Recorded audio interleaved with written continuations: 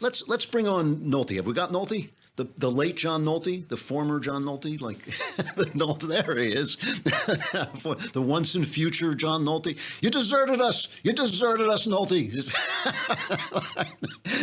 Now, didn't I tell you never leave the family? What's wrong? Anyway, Nolte, just for those of you who don't know, he left the Daily Wire, where we loved him, and went back to Breitbart, where they love him even more. I think they really do love you over there. And I have to admit, I still haven't forgiven you for leaving LA. So I want you to know I'm really ticked off now. but I have to admit, I went over and looked there, and I thought, there's something. It is your home, basically. What was it? What was it that turned your mind?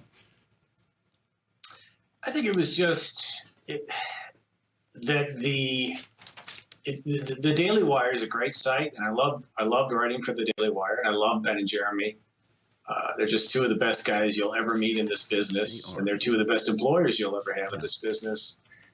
But they're two different sites. They both fight in their own way, but I just felt that it was a better fit for my sort of belligerent skill set back at Breitbart. And there's a lot of history there, too. I mean, I was there at the beginning, and I was there for almost 8 years. So, it's one of those things where you try different things, but with the future of your country at stake, you got to go to where you think you can, do the best, have the most effect you can, if any. And I'm not saying the Daily Wire doesn't have an effect. There's no question that Ben Shapiro is a warrior when it comes to free speech. And I think what the Daily Wire does in fighting for traditional values, Judeo-Christian values, is extraordinary. But what I do is just something different, and I just think it fit better over there. And those, the Daily Wire was very good to me. I think I was very good to them, and I wish those guys nothing but the best. And they're going to get links from me, and I'll always be their friend.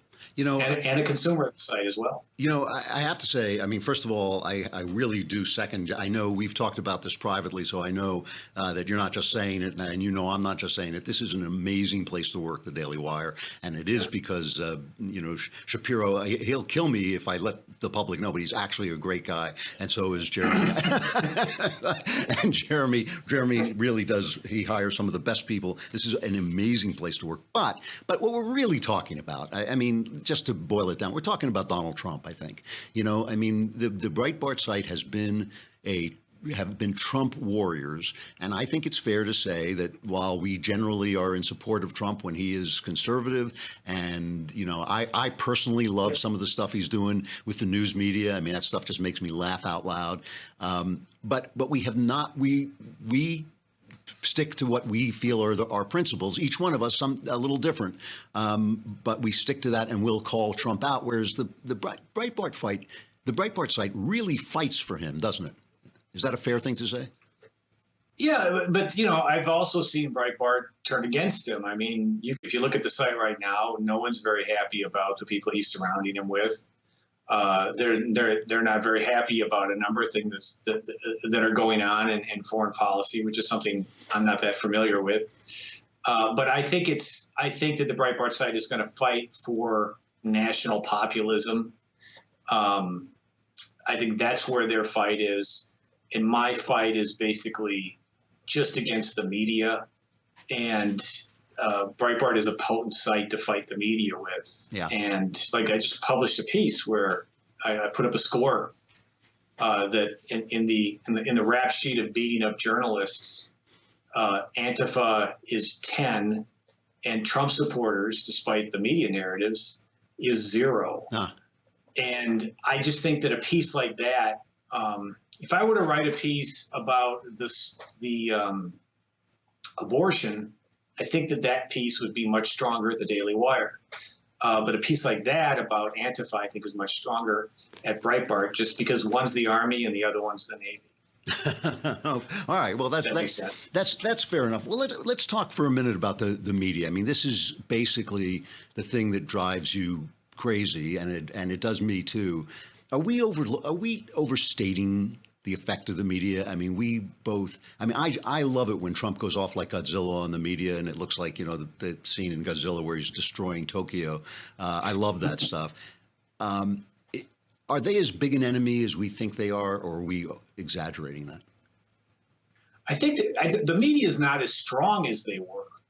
I don't think. I think that the election of Donald Trump proved that the media does not have the moral authority or the sway with public opinion as they once did. So they're not as strong as, and they're losing their. It's a suicide by discrediting themselves. They're losing their power every day. But what the media is doing is shifting its tactics, and it's becoming a much more militant and violent organization. The media, Rush Limbaugh's right. The media has taken over.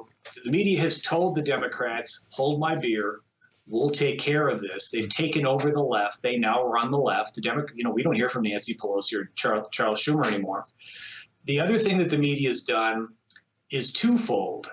They've sort of taken in Antifa, this left-wing terrorist group that goes around beating up everyone on the right and white supremacists. One of the best undercovered stories, I think, of the whole Charlottesville thing is that the day after Charlottesville, Antifa was in Seattle beating up Trump supporters. And the media covers for them. The media rationalizes them. The media compares them to D-Day. You had Chuck Todd interview a guy, I think twice, who was trying to, and Chuck Todd treated him seriously. I mean, Chuck Todd, for crying out loud, the guy that took over for Tim Russert, is treating a guy seriously who's saying that you need to meet peaceful protesters who are white nationalists with violence, that's okay. And that's not okay. The great equalizer, if you want to become a Nazi, I don't care who you are. I don't care if you're Mother Teresa, hit someone. Once you start violence, you're no better than a Nazi. So the media's taken on Antifa as their own personal little brown shirt army that runs around the country beating up everyone, just like Hitler's brown shirts did, who don't toe the political line. The second thing that the media is starting to do is use large corporations, these mega corporations, especially Facebook, especially Twitter. They're redefining hate speech to mean if you're tough on the border or if you disagree with same-sex marriage. And you're going to see a very strong censorship crusade under the guise of hate speech, where we're already seeing it, where on Facebook and on Twitter, you're completely cut off from the world, and the world is the internet now. These corporations are censoring us. They're taking away our free speech rights on a very powerful media. They're removing us from what is now the public square. And we saw the Daily Stormer and Stormfront, two despicable Nazi websites, Ku Klux. I mean, no one's defending this, but they can no longer find a web server to host their opinions. Now, if you're trying to encourage violence or justify violence, I have no problem with that. But if all you are spewing is venomous opinions, then I have a problem with corporations taking you out of the public square of the internet, because what we're seeing is the media conflating, ever expanding the definition of hate speech, ever expanding the definition of the alt-right just to include all conservatives. So between these fascist corporations and Antifa, the media has taken a very strident and militant approach towards their coverage and towards their enemies on the right.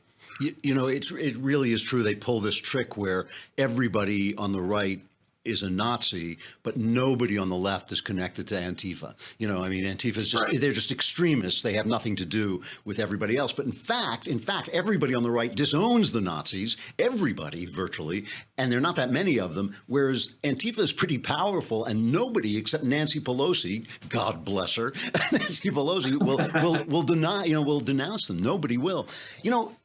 Let me bring up this other thing.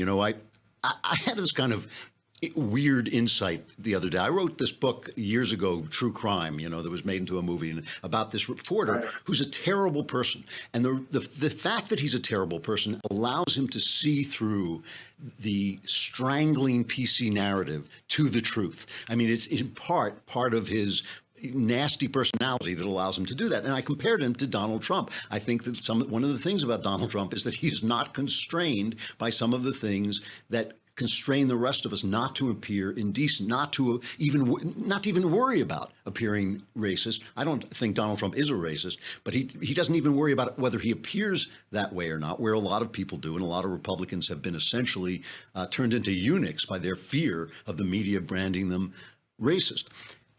Is there, and I think this is a place where the Daily Wire, I can see where it may have been a constraint on you. Is there a moral hazard in attaching yourself to this guy? You know, you're going back to work for Steve Bannon, who, as we all know, is Sauron. The way he's portrayed in the press, he's basically assembling an army of orcs to take over Middle Earth. But he has, I mean, the thing about Bannon, I don't believe at all that he's a racist or anything like that. But he has given a voice to people like Milo Yiannopoulos and his group who play at racism. They think it's ironic. They think it's cute. They think it's funny. Is there any kind of moral hazard for you, who I know for a fact are not a racist, attaching yourself to a site that plays fast and loose with stuff like that? Well, I just read this biography of Lenny Bruce, the comedian, who was just a degenerate. I mean, a total drug addict, a total loser, a user, a scumbag. But there is no way the left would allow him to work today because of his racial, the things he said about, he satirized everyone. And I'm not concerned about the words people use. Now, there are some words, yes, there are probably two words. One is the N word, and the other one is the word fag. And I don't say the F word because I don't want anybody to confuse me with prude. There's certain words you can't use, but I don't concern myself with words. I concern myself with intent. And Lenny Bruce was not a racist. He was a scumbag. He was a human being, but he wasn't a racist. And Milo's not a racist. Milo's a gay Jew. Right. And I think that provocation, like what Lenny Bruce did and what Milo do, I think sticking it to the squares, I think pushing the boundaries of what we can say and what we can't say is a righteous message. Now, sometimes people can go too far, but that doesn't make them evil. But I would much rather be on that pirate ship than standing around with Mitt Romney and John McCain saying that Antifa is somehow the modern day version of the D-Day, that these are good people, that these are righteous people. So I think it's good to stick it to the squares. I think it's good to go after pieties on the right and the left. And I'm going to judge people by their intent. I'm not going to judge them by the things that they say. And I understand being a provocateur. I think provocateurs are very important. They were important in the 60s. They were important in the 50s to break the constraints so that people could enjoy the First Amendment. And today they're important because instead of the government restricting our speech, you have the establishment, you have the media, and you have politicians, and you have corporations censoring us. And I think that's a righteous cause right now. Mm-hmm. Yeah, I do think the shattering of this this smothering narrative that the left has created, where anything we say can be construed as racism. I mean, even if you criticize a president, he happens to be a black president, suddenly you're a racist, because, it has to be shattered, and possibly it takes the kind of extreme measures that people like this are willing to use. I got to say, I'm sorry to see you go, pal. I really am. You're one of the most honest and one of the best observers of the media around. Breitbart is lucky to have you. I hope you'll continue to come on the show, though, because I love talking to you. So I hope you'll keep coming on. Tell Bannon. You need to be corrected. Okay. Tell Bannon he should come on and let me interview. I'll do that. That didn't sound that enthusiastic. All right, John Nolte, the Noltenator. You can read him over at Breitbart. He is one of the best. Thanks a lot, John. Thanks, buddy.